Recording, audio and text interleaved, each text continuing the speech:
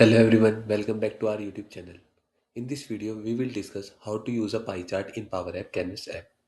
A pie chart is usually represent data in the form of a circle. Each slice shows the proportion of a category compared to the total data. It helps user quickly understand comparisons and percentage in a simple and visual way.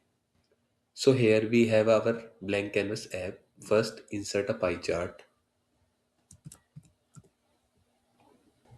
So click on that.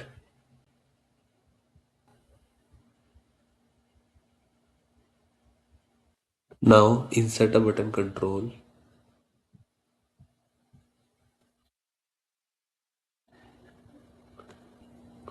On the click of this button, we will create a collection that will store some sample data for the pie chart.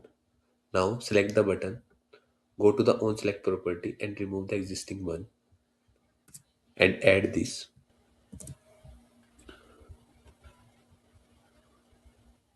Here we are using the ClearCollect function which first clear the collection and then create a new collection called product sales.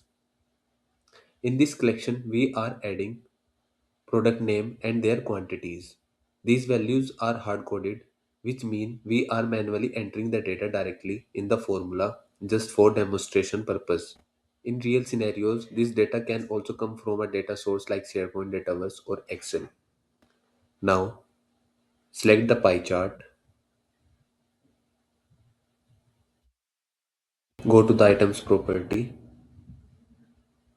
remove the existing one, and add product sales.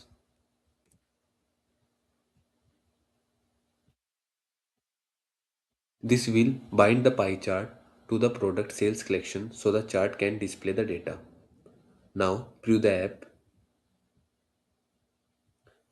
When I click on the button, the collection will be created and the pie chart will display the product sales distribution based on the data we added.